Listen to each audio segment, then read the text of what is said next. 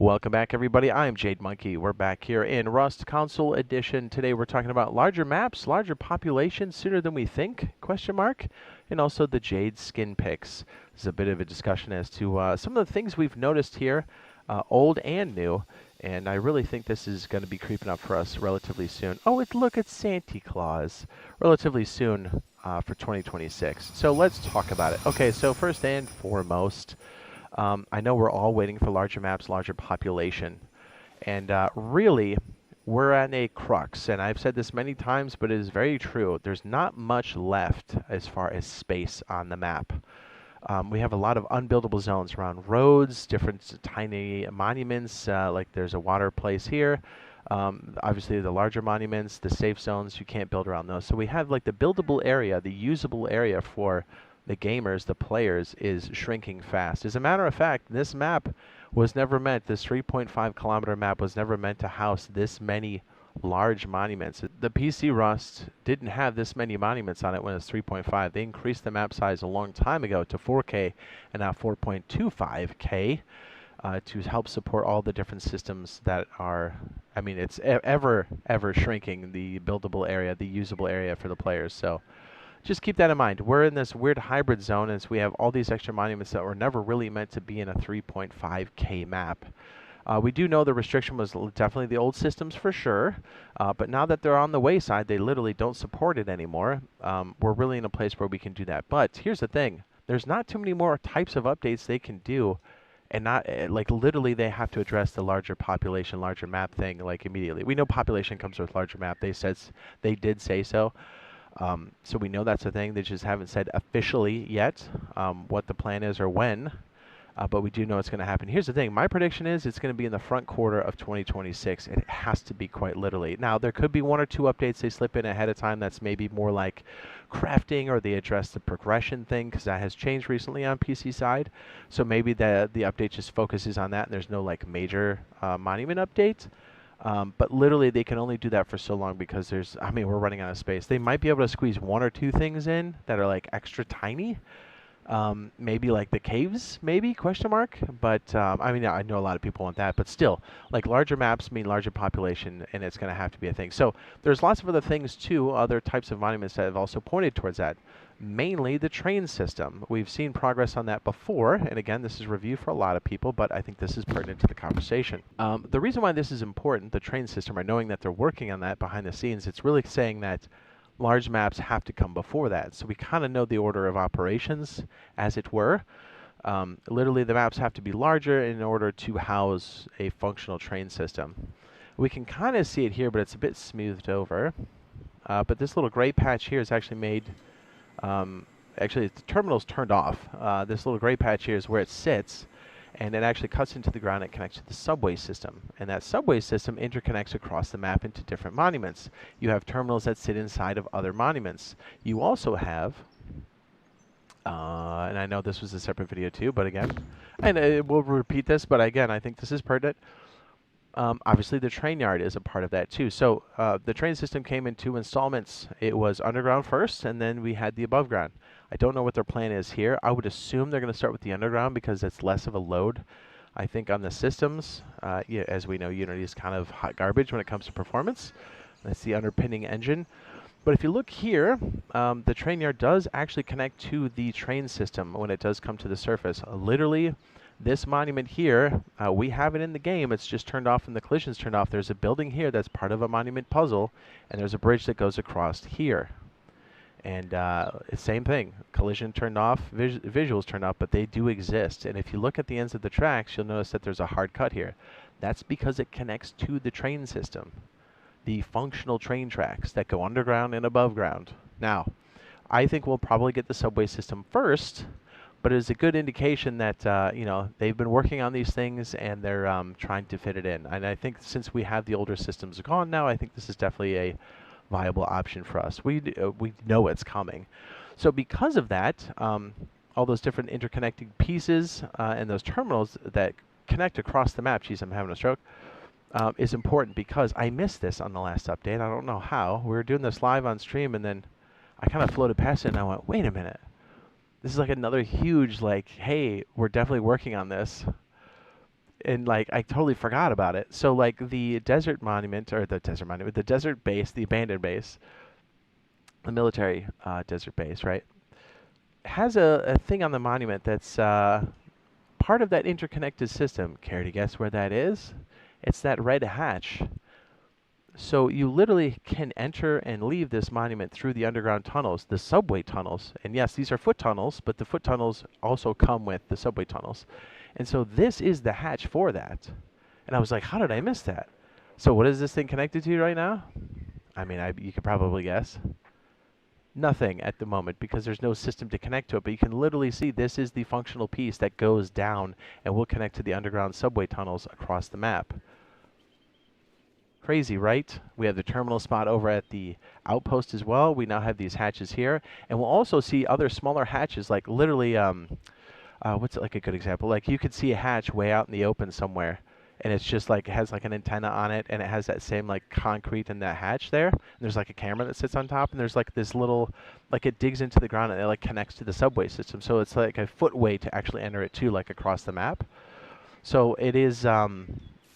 It's interesting because, and again, you can't build around those either. So again, we need the space for all of these things, but we're starting to see everything else, the indicators that this train system is going to happen. I would be shocked if it didn't happen in 26. And because we don't have room for monuments, because the train system looks like it's like on the cusp of coming out, literally larger maps, larger populations have to happen first. So I think we're going to see that in the front quarter of 2026, right? The first, what, 3 months in 2026? I have people ask me, oh, what's a quarter? I'm like, you've gone to school, right? You've gone to school, yes? Anyways, I thought that was kind of interesting. I like missed that the first time, and then I was like, wow, I mean, this is like a huge... Of course they have to have that there because this didn't come until the trains existed. You know what I mean? So it's a big deal. Anyways, I thought that was interesting. I want to share it with you guys. So if you are, by fact, you're playing Rust Console Edition, you're looking for a solid solo, duo, trio server, my server, which is the one we're flying through currently, the server ID is in the lower left-hand corner. You can search it using that ID specifically. If you would like to get Q-Skip, which is done through YouTube channel membership here on YouTube, once you become a channel member, go to my post or community tab here on YouTube and look under the post that talks about this server, and once you become a member, there's an extra post that shows up that's a members only post. Reply to that with your gamer tag with a sentence that says, here's my gamer tag, colon, and then put your gamer tag, just so YouTube knows you're a human and not a robot, apparently. Yeah, apparently that's the thing. The automated system, like that's how you, yeah, it's weird. Anyways, do that, and then we'll add you to the database so you can have Q-Skip for the server to help support the server. And yeah, big thank you to all those people that are currently active members and the people that have been longtime members. I appreciate that. And if you guys are playing, whether you're a VIP or not, it doesn't matter. Everybody can play in the server, and also anybody, and I do mean anybody, if you find anything nefarious happening on the server, please use the in-game report system when you're on my server. Be specific about who it is, what they're doing specifically, and what grid they live in, and anybody else associated to it. It helps us get to those cheaters much, much faster. And we do ban them, and we also share our ban list with other server owners, which means, you know, basically if someone's using the gear, if they're on gear, they're going to have a hard time playing on the top servers across the board, which is something we all want. We're helping clean up the servers and take out the garbage. So big thank you to those that do those submissions. They do help out a lot. And now on to the Jade Skin picks. Let's go.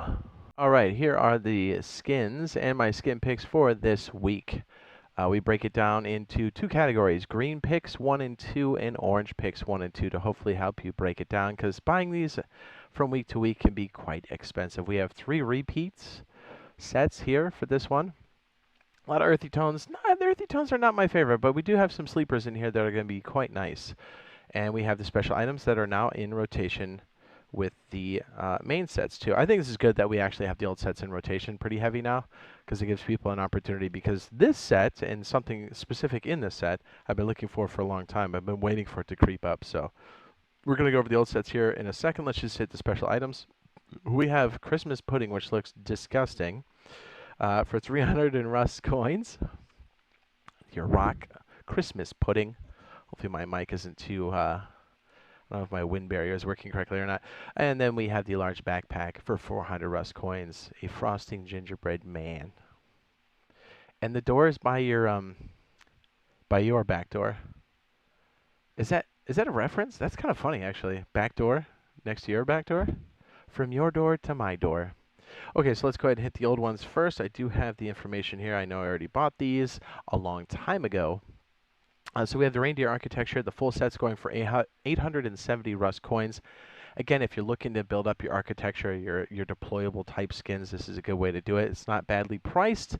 I do think it's good, even though earthy tones are not my favorite specifically, but that's okay. Large wooden box we have for 200 Rust coins. Nothing glows on this set. It's just an ornate box. We have a garage door. I keep hitting A like a dummy. The garage door is going for 230 Rust coins. Again, nothing glows on this one. We have the sheet metal double door for 220 Rust coins. Is that Bambi's dad? We have the wooden door for 190 Rust coins. We have the sleeping bag for 200 Rust coins. Looks like it stinks, right? Like an old bag or an old rug. Is that just me? 200 Rust coins for the sheet metal door. Okay, so I do think there's some functionality out of this. And this is why for the green first pick is going to have to be the sheet metal door for me, because this does look like a wooden door. This could be easily mistaken in a quick passing or during a raid. Somebody can mistake this for a wooden door, and I think that's its value. So the sheet metal door is my green first pick for 200 Rust coins. And for the same reason, this could also be mistaken for a wooden door, and that's why it's going to be my green secondary pick, the double metal sheet door for 220 Rust coins. Beautiful. And I do think this does blend in well with some earthy tones, sand as it were, or even some dirt patches outside. So the sleeping bag is going to have to be my orange first pick for 200 Rust coins. And I mean, to kind of make things look more wooden, even though nobody's going to mistake this for a wooden garage door, they don't exist. But still, for the orange secondary pick is going to have to be the garage door for 230 Rust coins. And I like it. It's gonna I like the ornate stuff, even though brown's not my favorite color for like deployables, but you know, it's not bad. If you're trying to kind of do like a wooden camo thing, it's not bad. Anyways, that's just my personal preference. Let's go to the gingerbread set here. The gingerbread architecture, which I do think, me personally, I think it's a bit steep on price. That could, and again, if you like it, by all means, go for it. You know what I mean? But I think the full set's going for 1,930 Rust coins. That's almost $20. I'm like, I mean, if you like Christmas, I get it. You know? Anyways, the gingerbread garage, I think these are all going for, yes, okay. The gingerbread garage door is going for 460 Rust coins. I would be more inclined to get this if it glowed in the dark. That's just me, and it does not. Sheet metal door, single, for 460 Rust coins. I just think it's a bit high. Since this is its second time through, I think it's a bit high in the price. That's just me. 460 Rust coins for this wooden door. I do like this design on the wooden door. I think it's cool. The sleeping bag for 460 Rust coins. You'll see a theme here. And the large wooden box, which I don't mind, 460 Rust coins. Nothing glows here. And the Furnacio, I do like this one, for 460 Rust coins. Okay, so the green first pick is going to have to be the Furnace, because I do think it fits this skin probably the best for me personally, 460 Rust coins. Green first pick. And to get that same functionality that we had in the last set, I'm going to say the green secondary pick, the sheet metal door for 460 Rust coins, because if you're speeding through a raid, you could also mistake this for a wooden door. And it sounds weird, but I cannot tell you how many times that has happened to me where like there's an armored door and it looks like a metal door or a wooden door, and you kind of like miss the fact that it has a hatch on it. And if you're just kind of raiding through doors, you go, wait a minute. You did your count, and all of a sudden you're like, oh man, I'm off. You'd be surprised at how useful that is. Anyways, orange first pick is going to have to be the sleeping bag for 460 Rust coins. And the garage door, just because I love me some garage doors, for 460 Rust coins for the orange secondary pick. Okay, now this one kind of falls in that same category, you would think, at first, and maybe for most of it does. This is a repeat too. but I think this has probably one of the more valuable. If you don't get anything else, I know this is going to sound weird. If you don't get anything else in here, there's one item inside of here that I think is the most valuable. And I've been waiting for it for a long time. So I get it if you don't want to buy the whole set. The Krampus Veteran going for 1,700 Rust coins. We have the Snow Jacket here for 400 Rust coins. Snow Jacket. We have the metal face mask here for 400 Rust coins. And we have the rocket launcher for 500 Rust coins. The pantaloons for 380 Rust coins. Yes, that is correct. 380. Boots complete with camel toe, 350 Rust coins. And some hairy knuckles for 400 Rust coins. Okay, so I think if you don't get anything else, if you want the most functional thing out of all of these, my green first pick is going to have to be the Snow Jacket for 400 Rust coins. Think about it for a second. One of the most valuable things and easy to get is the Snow Jacket, right? You have 20 rad protection, super cheap. You can buy it for 20 scrap if you need to. You can literally learn it for 20 scrap. It has all the materials you need just by going around the outpost. So you can go to any monument once you craft one of these bad boys, but its only downside, the Snow Jacket, is it's bright orange. Well, guess what? Not anymore. Yeah, it makes it stupid functional, like it's scary good. Yeah, and at first I kind of missed it, and I was like, oh, you know, like brown stuff, whatever. I'm not into Teen Wolf, right? But then you go, wait a minute, is that the Snow Jacket? It is. So, green first pick, Snow Jacket, obviously. Pantaloons, green secondary pick for 380 Rust coins. And for the orange, first pick is going to have to be the metal face mask at 400 Rust coins. What a lovely mug. And the camel toe shoes for 350 Rust coins for the orange secondary pick. Are those moose knuckles? Okay, did we get them on that side? We did. Okay, so this is the only set that is brand new here, as far as I know, unless I missed it. I don't think I did. Red Tiger Stripe Camo Material for 1,050 Rust coins. I'm not a huge fan of these like pattern sets most of the time. There's some that are good. And again, if you like this, by all means, go for it. And I think there's some cool flair here for sure. But large backpack, I think they're kind of waiting for the big wow and shock and awe type skins for Christmas time. That's just my guess. Anyways, large backpack for 300 Rust coins. I do like this. Small backpack for 250 Rust coins. A padlock. The boonie hat for 225 Rust coins. Sorry, I think my little styrofoam thing that goes in and my mic fell off, so hopefully I'm not popping too much for you guys. I apologize. Long sleeve shirt, 225 Rust coins. I'm a loud person. I need all the pop filters I can get. Leather gloves for 250 Rust coins. And the jacket for 250 Rust coins. Yeah, different from the Snow Jacket that has no zip up in the front. It's one solid piece.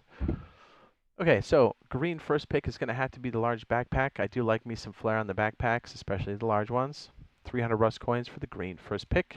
Green secondary pick should be no huge surprise for 250 Rust coins, the small backpack. Again, I think this would be nice for almost any set to kind of mix and match. I do think these are very strong. Orange first pick is going to have to be the jacket for 250 Rust coins. I do like this for a little pop of flair too, because you do mix this with other items. I think this would look sharp. And the orange secondary pick is going to have to be the boonie hat for 225 Rust coins. If you're into the boonie hat, maybe you're not. I get it. So that's what we have. Those are the Jade Skin picks for this week. I think we're going to have some bangers for Christmas time here coming up again in another week, so be sure to tune in for that. I'm very excited to see where Rust Console Edition is going. I think we finished off the year very strong. We started off the year on very shaky ground, but again, we've closed the year very, very strong. They're starting to communicate more with the community. I do love that. I'm very excited to see what's coming on the horizon here. Hopefully they drop a roadmap sooner than later. That would be very appreciated. Even if they kind of know what like the first 2 updates are going to be, I think the community would really appreciate just a little bit, you know, like so we could just see over the horizon and be like, oh, okay, cool, that's coming. You know what I mean? That would be fantastic. So yeah, very exciting. A lot of cool stuff happening. If you have not been playing Rust Console Edition for like months or years now, this is a good time to come back and check things out. Again, I got my server details there in the lower left-hand corner. So hopefully we'll see you in the next live stream / video or on my custom server. See you in the next one. Love you. Bye.